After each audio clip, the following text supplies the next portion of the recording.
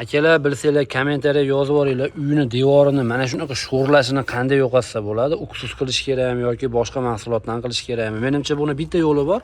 Nima deysizmi? Uyni devorini mana shunaqa chiroyli holatda tunikafon qilish kerak. Aynan siz ko'rib turgan mana shu xonadonni to'liqligicha devor qismlari bilan birgalikda tunikafon qilib berilgan. Buni afzallik tomoni issiqqa sovuqqa chidamli mahsulot sizga uzoq yil xizmat qiladi va agarda chang, loy bo'lib ketadigan bo'lsa, bemalol karcherda yuvib tozalash imkoniyatini beradi. Xudo xohlasa siz ham tunikafon baza jamoasiga murojaat qilsangiz, inshaalloh sizni xonadoningizni ham o'zimizni xonadonda qilgandaqa chiroyli holatda bitkizib beramiz. Bejizga o'zimizni xonadon deb aytmadim. Tunikafon baza jamoasi asoschisi usta Dostonbekni xonadonini mana shunaqa to'liqligicha o'zini ustalari chiroyli holatda tunikafon qilib berishgan. Hozirda yuzlanib bir nechta savollar beramiz. Assalomu alaykum. Tog'am o'g'li bo'ladi bu yoq, meni akam usta Dostonbek. Charchamayapsizmi? Rahmat, salomatmisiz? Dostonbek aka, nima uchun uyingizni devorigacha tunikafon qildingiz? Birinchi savol. Birinchi o'rinda xizmat yuqori bo'ladi.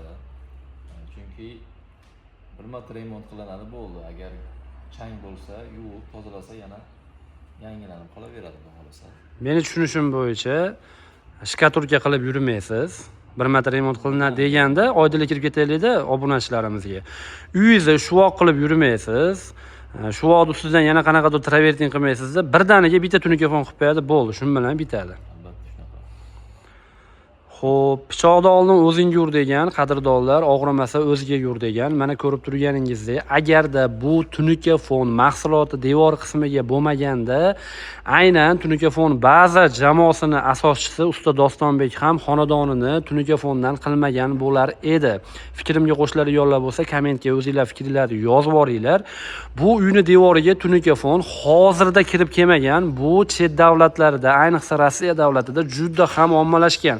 Bilsanglar, devor qismlarini to'liqligicha tunikafon bilan, ya'ni tunika bilan qoplashadi. Bizda buni tunikafon deb nomlaydi. Rossiyada ishlab yurgan vatandoshlarimiz bo'ladigan bo'lsa, albatta sizlar ham fikringizni yozib qoldinglar. Mana shu gapim rostmi? Ya'ni devor qismlarini Rossiyada mana shunaqa tunika bilan qoplashadimi yoki yo'q? Albatta sizlar fikringizni yozib boringlar. Bilaman, bizni tunikafon baza jamoasini YouTube kanalini Rossiyadan ham juda ko'p mijozlarimiz kuzatib boradi. Albatta sizlarning fikringiz biz uchun juda ham qiziq. Hurmatli obunachilar, tunikafon baza jamoasi nafaqat uyni devor qismlariga, balki uyni shapka qismlariga hamda darvozaxona qismlariga ham mana shunaqa chiroyli holatda tunikafon ishlarini qilib beradi. Ishlari juda ham sifatli, shuning uchun bu yerda reklama ketyapti. Mana shu joyni ham dizaynini bitta qarab ko'rib olsangiz bo'ladi, ishini sifatli ekanligini. Nimaga deysizmi? Asosiy shapka qismi foni oq rangda bo'lgan, devor qismining asosiy foni oq rangda bo'lgan va mana bu mokri sveti taroq ko'rinishida mana bu so'kilga moslangan holatda uyni mana shunaqa chiroyli holatda bezab turmoqda. Mana bu romingiz mokri bo'ladigan bo'lsa, mana shunaqa mokri svet qilib kombinatsiya qilsangiz, ishingiz yana ham chiroyli va sifatli bo'ladi.